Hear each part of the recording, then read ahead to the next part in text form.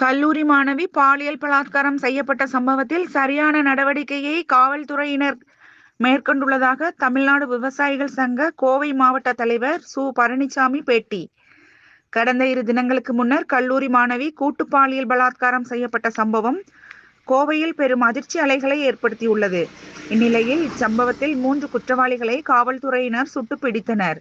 கோவை பந்தயசாலையில் செய்தியாளர்களை சந்தித்து பேசிய தமிழ்நாடு விவசாயிகள் சங்க கோவை மாவட்ட தலைவர் சு. பழனிசாமி கூறியதாவது: கோவை விமான நிலையம் அருகே சுமார் 40 ஏக்கருக்கும் மேலான பகுதிகள் பெரும் காடுகளாக உள்ளது எனவும், இப்பகுதியில் பகல் வேளையில் கூட ஆட்கள் நடமாட்டம் அதிகம் இல்லாத நிலை உள்ளது. இந்த பகுதிக்கு காதல் என்று கூறி இளம் பெண்ணும் இளைஞரும் இரவு நேரத்தில் சென்றது கடும் கண்டனத்திற்குரியதெனவும், குற்றம் செய்த குற்றவாளியை விட குற்றம் செய்ய தூண்டும் வகையில் இவர்கள் நடந்து கொண்டது சற்று சிந்திக்க வேண்டிய நிலையை ஏற்படுத்தியுள்ளது எனவும் அவர் கூறினார்.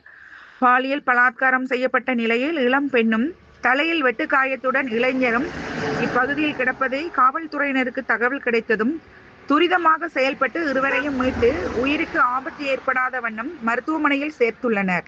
இதில் சம்பந்தப்பட்ட 3 குற்றவாளிகளையும் 24 மணி நேரத்திற்குள் கண்டுபிடித்து அவர்களை சுட்டு பிடித்து காவல்துறை மாண்பை காத்துள்ளனர். உடனுக்குடன் நடவடிக்கை எடுத்த காவல்துறை அதிகாரிகளுக்கு தமிழ்நாடு விவசாயிகள் சங்கம் சார்பில் மனமார்ந்த நன்றிகளையும் வாழ்த்துக்களையும் தெரிவிப்பதாக அவர் கூறினார். கோவை மாநகரில் குற்ற சம்பவங்கள் நடைபெறும் பகுதிகளை கண்டறிந்து அதிக அளவில் ரோந்து பணி மேற்கொண்டு குற்ற சம்பவங்களை முற்றிலும் தடுக்க நடவடிக்கை எடுக்க வேண்டும் எனவும் அவர் கேட்டுக்கொண்டார். ஆனால் இந்த வன்முறை சம்பவம், இந்த பலாத்காரத்தை அனைவரும் கண்டிக்கின்றோம். இந்த கண்டிப்பில் சேர்த்தே சில பேர்கள் சொல்லுகிறார்கள், முதல்வர் இதற்கு பதில் சொல்ல வேண்டும் என்று சொல்லுகிறார்கள். முதல்வருக்கும் காவல்துறைக்கும் என்னையா நடந்தது? இது எங்க தவறு நடந்தாலும் முதல்வர் பதில் சொல்ல வேண்டும், எது பிரச்சனை வந்தாலும் முதல்வர்தான் என்று சொல்லுகிறார்கள். அது எந்த கட்சி ஆட்சிக்கு இருந்தாலும் முதல்வர் மீதும் அரசு மீதும் குற்றம் சொல்வது சொல்ல வேண்டிய கருத்துக்களுக்கும் சொல்லலாம் சம்பவங்களை. ஆனால் ஒரு திருட்டு சென்றால், கொலை செய்யப்பட்டு விட்டால், பலாத்காரம் நடந்தால் அனைத்து முதல்வர்தான் பொறுப்பு என்று சாயம் பூசுவது அது சரியான நடைமுறைக்கு அல்ல. இப்பொழுது கல்லூரி படிக்க அந்த மாணவி காலஞ்சென்ற காவல்துறை சேர்ந்த குடும்பத்தை சேர்ந்த பெண்ணாக சொல்லப்படுகிறது. ஆனால் இந்த சம்பவம் என்பது யாரும் ஏற்றுக்கொள்ள முடியாது. எவ்வளவு பழக்க வழக்கமான இடங்கள் இருக்கிறது, பகலில் சந்திக்கலாம், பேசலாம், அல்லது செல்போனிலே உரையாடி கொள்ளலாம். ஆனால் இது விரும்பத்தகுந்த செய்தியாக பார்க்கக்கூடாது யாரும். இது வருந்தத்தக்க செய்தியாகத்தான் பார்க்க வேண்டும். இவ்வளவு கஷ்டப்பட்டு கண்டுபிடித்த காவல்துறை 7 தனிப்பிரிவை அமைத்து அது வெடிவதற்குள் அந்த தவறு செய்த நபர்களை சுட்டு பிடித்தது என்பது மாநகர காவல்துறைக்கும் காவல் கமிஷனருக்கும் பாராட்டுகளும் நன்றியும் தெரிவித்துக் கொள்கிறோம். இது குறித்து உரிய நடவடிக்கை எடுத்து 1 மாதத்துக்குள் தண்டனை வேண்டும் என்று முதல்வரும் உத்தரவிட்டிருக்கிறார். இதையெல்லாம் கடுமையான முறையில் வரவேற்க விமர்சிக்க வேண்டிய அவசியம் இல்லை.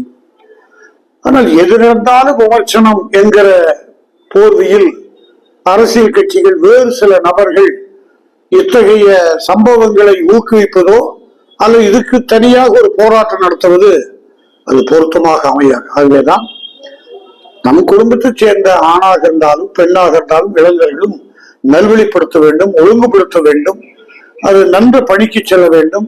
திருமண வயதில் உள்ளவர்களுக்கு உரிய காலத்தில் திருமணம் செய்து பெரியவர்கள் முடிக்க வைக்கப்பட வேண்டும்.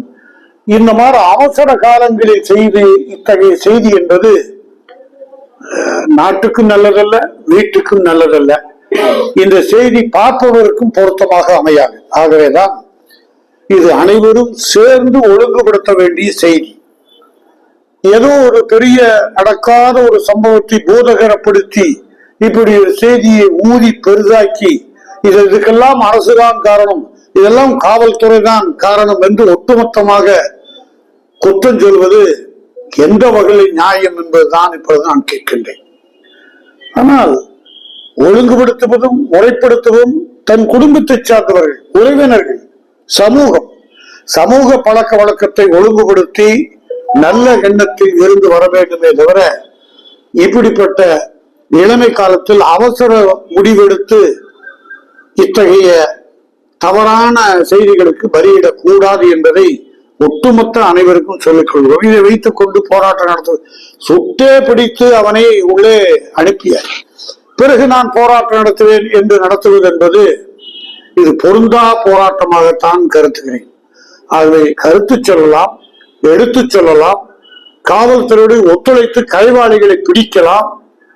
ஆனால் இந்த முட்புதர்கள் இருக்கக்கூடிய இடங்களையும் கண்டறிந்து அதை முழுமையாக அகற்றி சமன்படுத்துவதற்குரிய முறையில் மாநகராட்சி நிர்வாகம் விமானப்படைக்கு சொந்தமான இடமாக இருந்தால், விமானத்துறைக்கு சொந்தமாக இருந்தால் விமானத்துறை தன் கட்டுப்பாட்டில் எடுத்து அதை பாதுகாக்கப்பட வேண்டும். மனிதர்கள் நடமாடும் இடத்தில் அந்த பகுதியை உருவாக்கப்பட வேண்டும். அத்தகைய விரும்பத்தகாத சம்பவங்களுக்கு இத்தகைய இடங்களை கண்டறிந்து மாநகரில் கூடுதலான முறையில் பாதுகாப்பும் வழங்கப்பட வேண்டும். எச்சரிக்கையோடு பெற்றோரும் இருக்க வேண்டும்.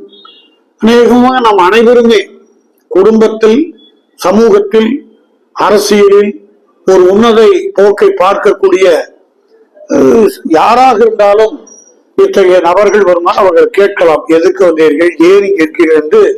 ஒவ்வொரு மனிதர்களுக்கும் ஒவ்வொருத்தருக்கும் ஒரு கடமை உணர்வு உண்டு. இத்தகைய தவறு நடைகிற போது எல்லாம் பார்க்கப்பட வேண்டும். இப்பொழுது பார்க்கில், ரோடுகளில், பஸ் நிலையங்களில் விரும்பத்தகாத செய்திகள் எல்லாம் பார்க்க முடியும். இந்த செல்போன் வந்திருக்கிறதே, இது படாத பாடுபடுகிறது. இந்த செல்போனில் நல்லதும் இருக்கிறது, 90% கெடுதலும் வேறோங்கி இருக்கிறது. இந்த செல்போன் வந்ததே போதும். இரவில் எந்த பையனும் பிள்ளையும் 1 மணி வரைக்கும் தூங்குவதில்லை. செல்போனை தொடர்ந்து பார்ப்பது, விடிய விடியாக பார்ப்பது, இதெல்லாம் நம்ம குடும்பத்தில் கூடிய பெரியவர்கள் இதெல்லாம் பார்க்கப்பட வேண்டும். இத்தகைய இந்த செய்திகளை, இப்படிப்பட்ட சம்பவங்களை ஊக்குவிப்பதோ அல்லது இந்த மாதிரி சம்பவங்களுக்கு ஆதரவளிப்பதோ பொருத்தமாக ஆகாது. ஆகவே இது அனைவரும் சேர்ந்து நின்று ஒத்துழைத்தால் தான் இந்த சமூக ஒழுக்கக்கேடுகளை தடுக்க முடியும். இந்த தடுக்க முடிவில் நமக்கு அனைவருக்கும் இது கட்சி வித்தியாசம் இல்லாமல் தவறு நடைபெற இடத்தில் காவல்துறைக்கும் ஒத்துழைக்க போட வேண்டும். தனி மனிதனாக மருந்தும் கேட்க வேண்டும். காவல்துறைக்கும் ஒத்துழைத்து நல்லதே நடப்பதற்கு சமூக ஒழுக்கமுள்ள மனிதர்களாக, மாணவிகளாக, மாணவர்களாக, தேசப்பற்றுள்ளவர்களாக படைப்பதற்கு நாம் சேர்ந்து முயற்சிக்க வேண்டும். இத்தகைய விரும்பத்தக்காத செய்திகள் தமிழகத்தில் தொடரக்கூடாது. அதில் அனைவரும் உஷாராக இருக்க வேண்டும். குறிப்பாக பெண்களும் உஷாராக இருக்க வேண்டும். குடும்பத்தாரும் உன்னிப்பாக கவனிக்க வேண்டும். கல்லூரிகளுடைய படிப்பை முடித்து அந்த ஹாஸ்டலில் விடுதியிலே தங்கக்கூடியவர்கள், தனியார் விடுதியில் தங்கக்கூடியவர்களும், விடுதி நடத்துவர்களும், விடுதி காப்பாளர்களும் உரிய முறையில் பாதுகாப்பு வழங்க வேண்டும். இது இத்தகைய பாதுகாப்பு இன்மைதான் இந்த தவறுக்கு காரணம். ஆகவே காவல்துறை மற்றும் அரசை மட்டும் குற்றம் சொல்வது சரியான தீர்வாக ஆகாது. அனைவரும் சேர்ந்துதான் இதை ஒழுங்குபடுத்த வேண்டும். நாம் சேர்ந்து நிற்போம். புதிய சமுதாயத்தை படைப்பதற்கு ஒழுக்கமுள்ள கருத்துக்களை சொல்லி நல்ல செய்திகளை, நல்ல சிந்தனை உள்ளவர்களாக உருவாக்குவதற்கு முயற்சி மேற்கொள்ள வேண்டும் என இந்த நேரத்திலே கேட்டுக்கொள்கிறோம்.